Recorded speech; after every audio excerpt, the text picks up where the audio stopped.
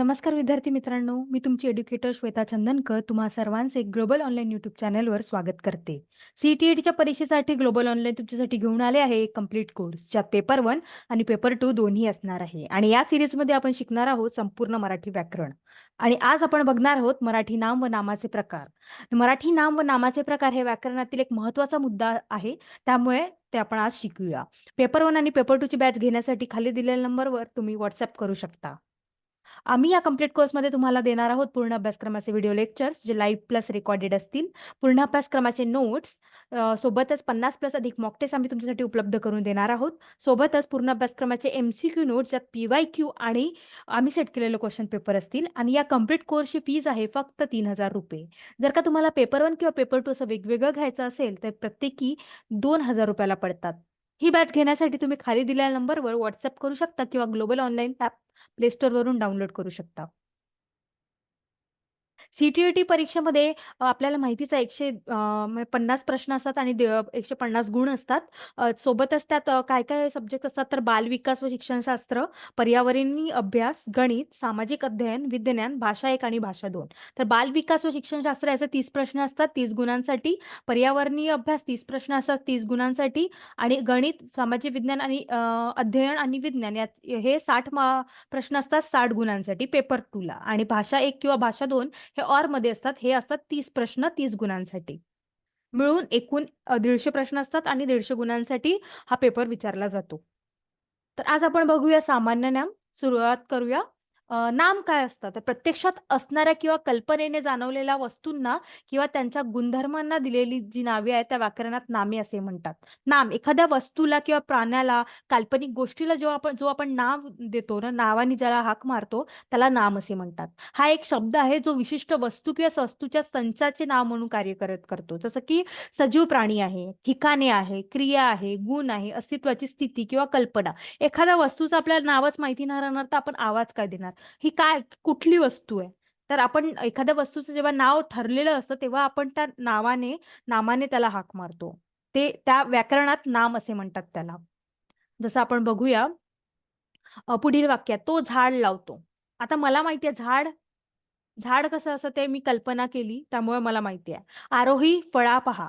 फळा बघा. फळा कसा राहते? काळा काळा राहते किंवा ग्रीन राहते आजकाल असं. आणि अनुराग गोष्ट ऐकतो. कोणती गोष्ट? एखादा याला गोष्टीला म्हणजे अ, गोष्ट ऐकतो. नदीला पूर आला. पूर आला. पूर माहिती आहे मला कसं येतं. त्यामुळे मी कल्पना करू शकते, की पूर कसा आला. किंवा नदीला मी कल्पना करू शकते. मला माहिती आहे नदी कशी आहे. मला पुस्तक आवडते. पुस्तक कशा प्रकारचे असतं मला माहिती आहे. त्यामुळे वरील वाक्यात झाड, आरोही, फळा, अनुराग, नदी, गोष्ट आणि पुस्तक हे मला माहिती आहे. बघा यात नामे कोणकोणती आहेत तर झाड, झाड नाम आहे. आरोही एका मुलीचं नाव आहे मला माहिती आहे.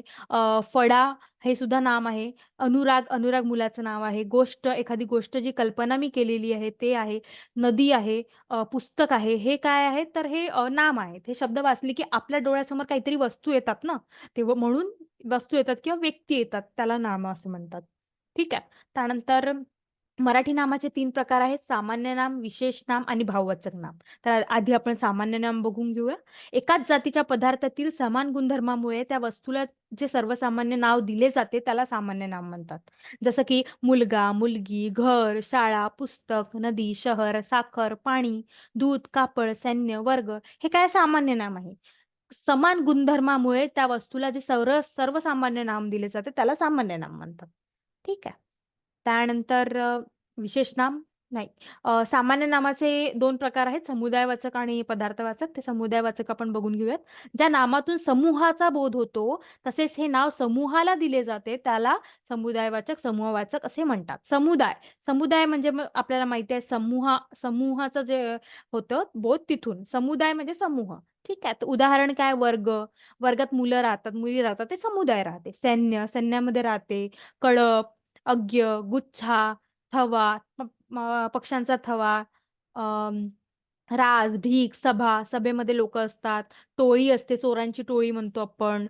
मोळी असते एका लाकडांची इत्यादी हे सगळं समुदायामध्ये येतं. त्यानंतर पदार्थवाचक. वाचक नाव ऐकल्यावर आपल्याला काय वाटतं पदार्थ, एखादा पदार्थ असेल. ठीक आहे, कोणत्याही पदार्थाला दिलेलं नावाच पदार्थवाचक म्हणतात. उदाहरण सोने, तांबे, दूध, साखर, कापड, दही, लोखंड, मीठ, श्रीखंड, चांदी. तर मराठी व्याकरणात समुदायवाचक किंवा समूहवाचक किंवा पदार्थवाचक नामाचा समावेश सामान्य नामातच केला जातो. त्यामुळे त्याला स्वतंत्र मानण्याची पद्धत मराठी भाषेत नाहीये. हे सामान्य नामाचे प्रकार आहेत किंवा सामान्य नामातच याचा उल्लेख होतो. ठीक आहे. त्यानंतर विशेष नाम. विशेष नाम काय आहे? ज्या नामाने जातीचा बोध होत नसून त्या जातीतील एका विशिष्ट व्यक्तीचा बोध होतो किंवा प्राण्याचा बोध होतो किंवा वस्तूचा बोध होतो, त्याला विशेष नाम म्हणतात. आता सामान्य नाम काय होतं? सामान्य नाम जे आपण आपल्याला एखाद्या गोष्टीला दिलेलं आहे ते सामान्य नाम किंवा एखाद्या व्यक्तीस, वस्तूस, प्राण्यास दिलेल्या नावास विशेष नाम आपण असे म्हणतो. एखादी विशेष नाम दिले राहते, जसं की आरोही हे सामान्य नाम झालं. पण आरोही मुलीचं नाव आहे, त्यामुळे ते विशेष नामात येतं. उदाहरण आशा, हिमालय, गंगा, भारत, राम, हरी, कृष्ण, नमुना, महाराष्ट्र इत्यादी. हे आशा आशा हे मुलीचं नाव आहे, त्यामुळे आशा. मुलगी हे सामान्य नाव आहे, पण आशा हे काय आहे? आशा हे मुलीचं नाव आहे, त्यामुळे ते विशेष नामात येतं. हिमालय, गंगा, गंगा ही नदी आहे. ठीक आहे. त्यामुळे हे सामान्य नावात येतं, विशेष नामात येतं. समजलं तुम्हाला सामान्य नाम आणि विशेष नाम मधलं अंतर? बघा, काय विशेष फरक आहे याचा? तर सामान्य नाम हे जातीवाचक असते. कुत्रा, बैल, माणूस. सामान्य नाम त्या जातीतील सर्व वस्तूंना लागू पडते. आता कुत्रा. त्या कुत्रा म्हटल्यावर त्या जातीतल्या सगळ्या गोष्टींना ते लागू पडेल. सामान्य नामाचे अनेक वचन होते. विशेष नाम हे व्यक्तिवाचक असते. हा, आता कुत्रा म्हटलं तर सगळ्या त्यांच्या जातीला लागू पडेल. पण मोती, कुत्र्याचं नाव काय? मोती. तर त्या नुसतंच मोतीला येईल. तर ते काय विशेष नाम झालं ना. सर्जा, राम हे काय आहे? विशेष नाम आहे. विशेष नाम हे एकट्याचे असते. याचे अनेक वचन होत नाही आणि याचे अनेक वचन होते सामान्य नामाचे. लक्षात राहील तुम्हाला? ठीक आहे. त्यानंतर बघा, पर्वत. सामान्य नाम काय आहे? पर्वत आहे. तर पर्वत कोणते? हिमालय, सह्याद्री, सातपुडा हे विशेष नामात येतं. मुलगा, स्वाधीन, हिमांशू, लक्ष्मण, कपिल, भैरव हे मुलांचे नावे झाले. तर मुलांचे नावे आपण कशामध्ये देतो? विशेष नामात देतो. मुलगी, मधुस्मिता, स्वागता, तारा, आशा, नलिनी हे काय आहे? मुलींचे नाव आहे. तर हे विशेष नामात येतात. शहर, नगर, पुणे, दिल्ली, मुंबई, कोल्हापूर हे शहर आहेत.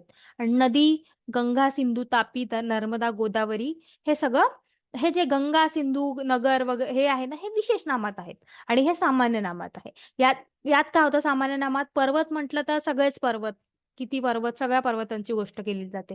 पण इथे हिमालय म्हटलं तर एक पर्टिक्युलर पर्वताची गोष्ट केली आहे. समजत आहे? विशेष नामात एका विशिष्ट व्यक्तीची, वस्तूची किंवा प्राण्याची गोष्ट केली जाते आणि इथे पूर्ण जातीची गोष्ट केली जाते. म्हणजे त्या एखाद्या नामाच्या पूर्ण अवतीभोवती असणारा त्याचा पूर्ण जातीची गोष्ट केली जाते. ठीक आहे. त्यानंतर आता प्रश्न बघूया आपण, मराठीत नामाचे किती प्रकार आहेत? किती प्रकार आहेत? 3 प्रकार आहेत. कोणते? सामान्य नाम, विशेष नाम आणि भाववाचक नाम. ठीक आहे. त्यानंतर दुसरा प्रश्न आहे, पुढीलपैकी समूहवाचक नाम ओळखा. राम, श्याम, कडप, हिमालय. सांगा बघू. राम हे नाव आहे. एका विशिष्ट व्यक्तीचं नाव आहे हे. त्यामुळे हे सामान्य नामात येत नाही. ही कशात येते? विशेष नामात येते. आणि समूहवाचक नाम हे सामान्य नामाचा भाग आहे. श्याम पण नाव आहे. हिमालय पण पर्वताचं नाव आहे. कळप. कळप वरून वाचल्यावर आपल्याला काय येतं? समूहवाचक, समुदाय आपल्या लक्षात येतं. ठीक आहे. त्यानंतर समोरचा प्रश्न आहे, पुढीलपैकी पदार्थवाचक नाम सांगा. सांगा बघू. हरी. हरी तर मुलाचं नाव आहे. पदार्थवाचक म्हटलं तर सामान्य नामाचा भाग झाला तो. ठीक आहे. साखर पदार्थ आहे. तूप पदार्थ आहे. त्यामुळे पर्याय कोणता येईल? 2 आणि 3. ठीक आहे. त्यानंतर समोरचा प्रश्न बघूया आपण. तुमचे वडील साक्षात रावणच आहे. अधोरेखित शब्दाचा नामाचा प्रकार कोणता? रावणच. सांगा बघू. सामान्य नाम आहे. रावण, तुमचे वडील साक्षात रावणच आहे, हे एक सामान्य नाम आहे. भाववाचक नाव आपण शिकलो नाही अजून. वरीलपैकी नाही, हे तर येणारच नाही. विशेष नाम आणि सामान्य नामातच हे होईल. ठीक आहे. त्यानंतर समान गुणधर्म असणाऱ्या अनेक घटकांच्या एकत्रित समूहाला काय म्हणतात? एकत्रित समूह. समूहवाचक एकत्रित आहे ना, आणि समूह म्हटलाय त्यामुळे समूहवाचक. त्यानंतर मांजरी झाडावर चढल्या नामाचा प्रकार आहे. सांगा बघू. सामान्य नाम आहे. मांजरी त्यातली कोणती मांजर काय त्याचं एका जातीला हे करतं ना ते, त्यामुळे सामान्य नाव. एका विशिष्ट याला करत नाही. नंतर पुढीलपैकी समूहवाचक नाम ओळखा. राम तर विशेष नाम झालं. कळप, टोळी, पर्याय 2, 3. चोरांची टोळी समूहवाचक मी सांगितलं होतं तुम्हाला. पुढील प्रश्न आहे, पुढीलपैकी पदार्थवाचक नाम ओळखा. पदार्थवाचक हरी तर नाही. तूप, दही, पर्याय 2, 3. बरोबर आहे. पदार्थवाचक हे सामान्य नामात येतं, आपल्याला माहितीच आहे. राम, हरी, कृष्ण या शब्दाच्या नामाचा प्रकार कोणता आहे? सांगा बघू. सामान्य नाम आहे, भाववाचक वरीलपैकी नाही. हं? विशेष नाम. राम, हरी, कृष्ण हे एका व्यक्तीचे नाव आहेत, त्यामुळे ते विशेष नामात मोडल्या जातात. त्यानंतर भारत, घोळका, परिषद, तांडा यापैकी कोणते समूहाचं नाव नाही? सांगा बघू. घोळका आहे, परिषद आहे, तांडा आहे. भारत देश, त्यामुळे भारत येईल का? नाही. तुम्हाला जर का व्हिडिओ हा आवडला असेल किंवा या प्रश्नांचा आणि या मुद्द्याचं व्याकरणातील टॉपिकचा तुम्हाला फायदा झाला असेल किंवा होणार असेल, तर नक्कीच व्हिडिओला लाईक करा आणि ही बॅच विकत घेण्यासाठी खाली दिलेल्या नंबरवर WhatsApp करू शकता आणि किंवा ग्लोबल ऑनलाईन ॲप प्ले स्टोअरवरून डाउनलोड करू शकता. की आज आपण भाषा 1 आणि भाषा 2 मधलं मराठी शिकलेलो आहोत.